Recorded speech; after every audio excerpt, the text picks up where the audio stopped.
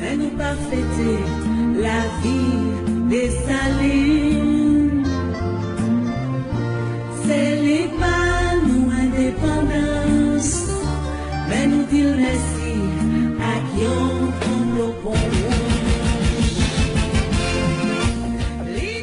Chers compatriotes et amis de partout, cette année, nous célébrons le 220e anniversaire d'un des plus importants moments de l'histoire de l'humanité. Il s'agit d'un événement qui bouleversa l'ordre mondial existant. Ce qui se passa sur l'île caraïbéenne de Saint-Domingue le 18 novembre 1803 devrait avoir sa place dans tous les manuels d'histoire parmi les faits marquants du début du 19e siècle. Ce que nous célébrons ensemble aujourd'hui n'est ni une simple insurrection, ni une rébellion parmi tant d'autres. La bataille de Vertières mérite d'être relatée en lettres d'or dans l'histoire de l'humanité, puisqu'elle se solda par la victoire qui donna au monde la seule et unique révolte d'esclaves victorieuse de toute l'histoire. En commémorant avec grande fierté la bataille de Vertières, nous célébrons l'invincibilité de tout peuple qui s'attache à ses traditions ancestrales et à son humanité. Toutefois, l'esclavage continua d'exister après la défaite de la France à Vertières. Une injustice qui change de nom demeure une injustice. Les générations se succèdent et les discours se modernisent. Mais l'exploitation de l'humain par l'humain persiste. Les choses n'ont pas vraiment changé depuis le 18 novembre 1803. Voilà ce qui explique que notre Vertières ne soit pas un joyau du patrimoine de l'humanité. En effet, on ne peut pas s'empêcher de reconnaître que le 18 novembre n'est pas une date commémorée ou même mentionnée en dehors des frontières d'Haïti ou des communautés haïtiennes dans la diaspora.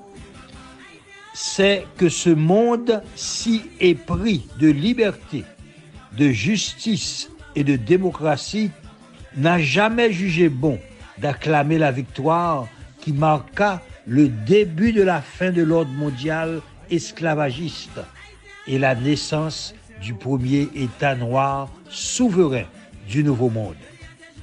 Le 18 novembre de chaque année devrait être commémoré par toutes les nations comme étant le jour où, en l'an 1803 à Vertières, Jean-Jacques Dessalines, à la tête d'une armée d'esclaves révoltés, infligea une claire et humiliante défaite aux troupes esclavagistes de la France commandées par le général Rochambeau. Nombreux sont ceux qui, aujourd'hui encore, je reprends, nombreux sont ceux qui, aujourd'hui encore, ont du mal à digérer cette éloquente leçon d'humilité et ce remarquable triomphe de la dignité humaine. Mais Vertières appartient d'abord et avant tout aux Haïtiens. C'est notre histoire, c'est notre identité. Nous avons de véritables héros que nous devons honorer fièrement. C'est à Vertières que la porte de la liberté s'ouvrit pour le monde entier. C'est à nous d'être fiers de notre précieuse identité et de rappeler au monde que la liberté naquit à Vertières le 18 novembre 1803. La bataille de Vertières est un événement historique de très grande importance qui appartient d'abord et en tout premier lieu à la nation haïtienne. Mais elle appartient aussi d'une manière assez significative à l'espèce humaine dans son ensemble, car elle signala le début de la fin d'une ère. Avec la défaite irréversible de l'armée esclavagiste de la France, l'ordre mondial esclavagiste se trouva gravement atteint et ne tarda pas à succomber. Quant à notre Haïti, notre cher Haïti, ce fut le mauvais exemple. Et nous voici aujourd'hui. Notre cher Haïti est réduite aujourd'hui à sa plus simple expression. À présent, chers amis, à présent, toutes les humiliations ressemblent au pays qui, le 1er janvier 1804, porta si fièrement l'étendard de la liberté. Pourtant, la bataille de Vertières, qui représente le triomphe de la bravoure contre la tyrannie, peut encore nous inspirer. Je reprends.